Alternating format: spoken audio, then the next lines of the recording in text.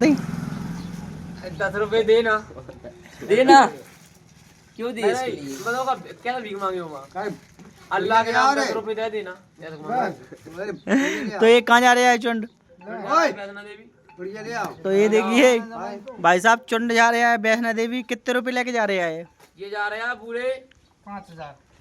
हाँ 500 500 रुपए लेकर भाई चुंड जा रहे हैं वैष्णो देवी। आपको रुपए नखाने से आधार कार्ड ले जाइए। ये देखिए चलना है भैया बैंक में होंगे 5 लाख है तो भाई रात चलना है बंद हुई और का और 2 लूट के लाएंगे चलो चले बंदूक लाई अपनी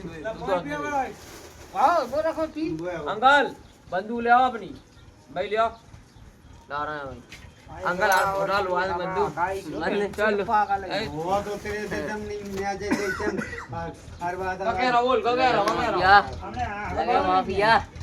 लगे माफिया जय हिंद जय भारत जय हिंद जय भारत।